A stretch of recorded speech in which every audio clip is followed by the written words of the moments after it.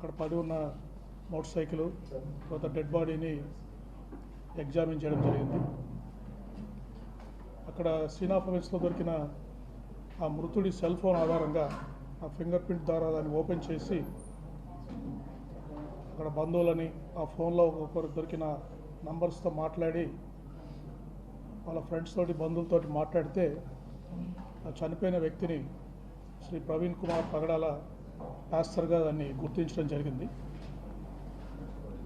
తర్వాత ఆ రోజు వారి బంధువులు ఎవరు అందుబాటులో లేకపోవడము, వారిది హైదరాబాద్ వారి స్వస్థలం కావడంతో వారు సాయంత్రం ఇక్కడికి వాళ్ళ బంధువులు వచ్చిన తర్వాత ఆ రోజు కేసు రిజిస్టర్ చేసి నెక్స్ట్ డే మార్నింగ్ వారి బంధువులు ఇంకా వారి ఫ్రెండ్స్ అంతా వచ్చిన తర్వాత మనం ఇంక్వెస్ట్ ప్రొసీడింగ్స్ కండక్ట్ చేశాము.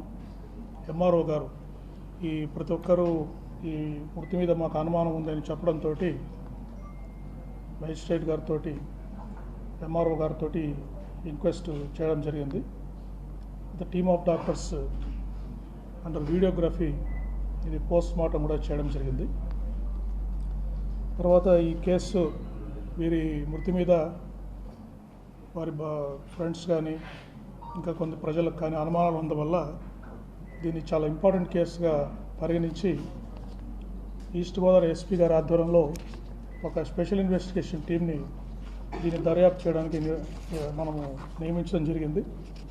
దానికి కొవ్వూరు డిఎస్పీ దేవకుమార్ గారు, తర్వాత north zone DSP Srikanth, Umamaheswararao, Vijay Kumar ఇట్లా ఇన్వెస్టిగేషన్లో ఎక్స్పీరియన్స్ ఉన్న ఆఫీస్ అందరినీ కూడా నియమించి దీన్ని దర్యాప్తు స్టార్ట్ చేయడం జరిగింది. అంతేకాకుండా ఈ కేసుని గౌరవ ముఖ్యమంత్రి వర్యులు డైలీ మానిటర్ చేస్తున్నారు.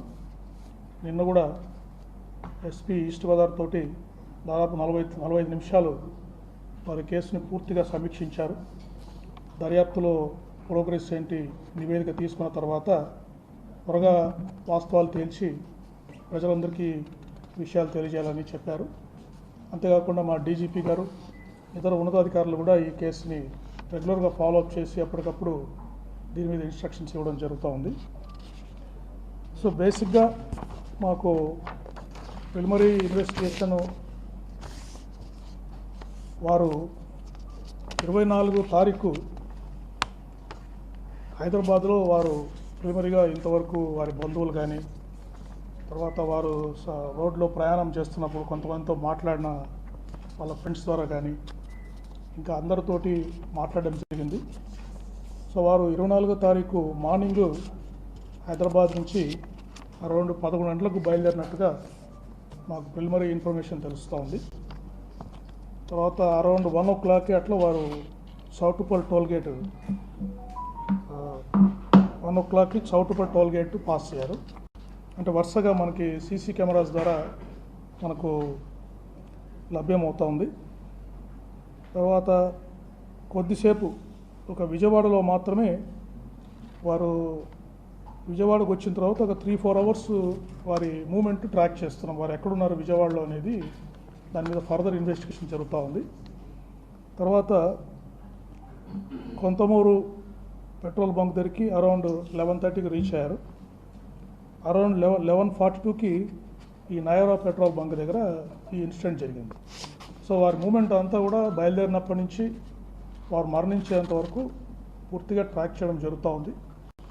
విజయవాడలో వారు ఎవరిని కలిశారు, 4 గంటలు ఎక్కడ ఉన్నారు అనేది మాత్రము ఇంకా పూర్తిగా ఒక టీమ్స్ అక్కడ పూర్తిగా దర్యాప్తు చేస్తున్నాయి. విజయవాడ సిటీలో ఉన్న సీసీ కెమెరాస్ని కూడా మేము పరిశీలిస్తున్నాం. తర్వాత ఈ పోస్ట్ మార్టం కూడా ప్రిలిమినరీ పోస్ట్ మార్టం రిపోర్ట్ ఇచ్చారు. దీంట్లో వాళ్ళు పూర్తి ఫైండింగ్స్ మాకు ఇవ్వలేదు. అయితే కొన్ని అబ్రేజన్ ఇంజరీస్ చేతుల మీద బాడీ మీద ఉన్నాయి, అంటే ఏదన్నా రాపుడు గాయాలు ఉన్నాయన్నారు. లాసరేటెడ్ ఇంజరీస్ ఫేస్ మీద ఉన్నాయని చెప్పారు, front side of the face మీద ఉన్నాయని చెప్పారు లాసరేటెడ్ ఇంజరీస్. అయితే ఈ టాక్సికాలజీ రిపోర్టు ఎఫ్ఎస్ఎల్కి టాక్సికాలజీ రిపోర్టు ఫర్దర్గా పెథాలజీ కూడా కొన్ని రిపోర్ట్స్ పంపారు. ఎందుకంటే ఒక కాలిన గాయం కాలు మీద ఉంది, అది ఎటువంటి గాయం అని చెప్పడానికి పెథాలజీ కూడా ఈ రిపోర్ట్స్ కోసం పంపడం జరిగింది. సో ఇవన్నీ పూర్తి రిపోర్ట్స్ వచ్చిన తర్వాత ఈ మనము ఇన్వెస్టిగేషన్ అంటే ఎందుకు వారు చనిపోయారనేది పూర్తిగా మనము నిర్ధారించడం జరుగుతుంది. ఈ ఇంకా ఎవరికైనా టెక్నికల్ ఎవిడెన్స్ మొత్తం కూడా ఈ CC cameras, cell phone analysis ఇవన్నీ చేస్తున్నాం. అంతేకాకుండా ఎంటీఓ మన ట్రాన్స్పోర్ట్ ఆఫీసర్స్ కూడా ఈ వెహికల్స్ని కూడా వారు ఎగ్జామిన్ చేశారు. యాక్సిడెంట్ అయిన వెహికల్స్ని ఎగ్జామిన్ చేశారు. అతను డెంట్ మార్క్స్ ఉన్నాయా, అతను కార్స్ అప్పుడు మీరు సీసీటీవీలో చూస్తుంటే కొన్ని కార్స్ కూడా అక్కడ వారి మోటార్ సైకిల్తో పాటు పాస్ అవుతున్నాయి.